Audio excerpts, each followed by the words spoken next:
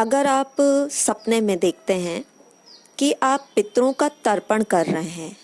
या आप पितरों का श्राद्ध कर रहे हैं,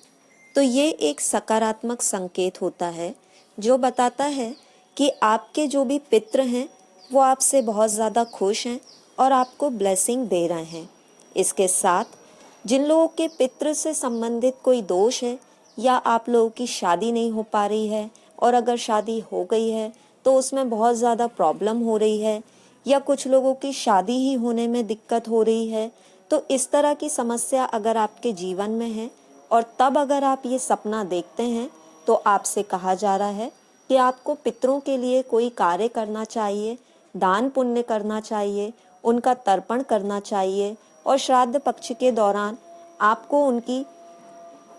उम्र से संबंधित लोगों की सेवा करनी चाहिए, उनको वस्त्र, अन्न, दवाइयाँ प्रदान करनी चाहिए। वही अगर आप बहुत ज़्यादा अपने जीवन में खुश हैं, सकारात्मक हैं, और तब आप ये सपना देखते हैं तो ये बताता है आपके पितृ आपको आशीर्वाद दे रहे हैं कि आप अपने जीवन में और उन्नति करें और समृद्धि और सुख को प्राप्त करें। वही जो लोग आध्यात्मिक यात्रा का हिस्सा हैं और अगर आपको इस तरह का सपना आता है तो ये बताता है कि आपको अपने पितृ दोष का समापन करने के लिए उपाय करना चाहिए। आपको कोशिश करना चाहिए कि आप किसी भी व्यक्ति को परेशान ना करें, दुख दर्द ना दें। अगर आपके पितृ अब इस दुनिया में नहीं हैं तो आपको उनकी उम्र के लोगों की सेवा करनी चाहिए। कोशिश करना चाहिए कि आप अपने दादा दादी, नाना नानी की आत्मा की शांति के लिए कुछ उपाय करें। और वही अगर आप ट्विन फ्लेम जर्नी का हिस्सा हैं और ऐसे में आप अपने सपने में पितृ का तर्पण करते हुए देख रहे हैं, तो ये संकेत बताता है कि आपका एंसेस्टर हीलिंग अर्थात पितृदोष से संबंधित जो भी समस्या थी वो पूरी तरह से हल हो चुकी है। लेकिन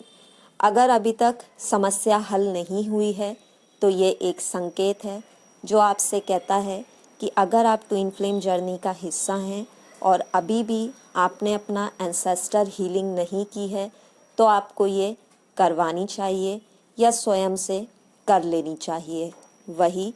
अगर आपकी ट्विन फ्लेम जर्नी है, आप ऑलरेडी यूनियन में हो, सब कुछ अच्छा है, सकारात्मक है, तब अगर आपको ये सपना आता है तो ये बताता है कि आपको अपने पितरों को धन्यवाद कहना चाहिए, क्योंकि उनकी कृपा और आशीर्वाद से कहीं ना कहीं आप यूनियन में हैं। आपका प्रेम जीवन, वैवाहिक जीवन, पारिवारिक जीवन, सामाजिक जीवन और व्यापार व्यवसाय में भी आपको सुख, शांति, समृद्धि प्राप्त हो रही है।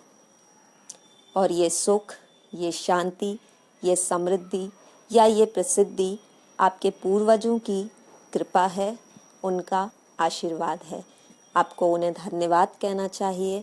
अगर वो इस दुनिया में नहीं हैं तो आपको उनके दिन पर या उनके जन्मदिन पर उनको प्रसन्न करने के लिए लोगों की सेवा करनी चाहिए,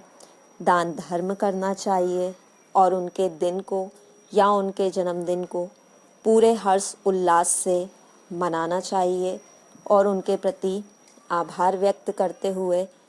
उनसे प्रार्थना करनी चाहिए और ईश्वर से भी ये प्रार्थना करनी चाहिए कि उनकी आत्मा जहाँ भी है उनको शांति मिले और वो भी सुख से रहें, खुशी से रहें और ईश्वर सदा उन पर कृपा दृष्टि बनाए रखें।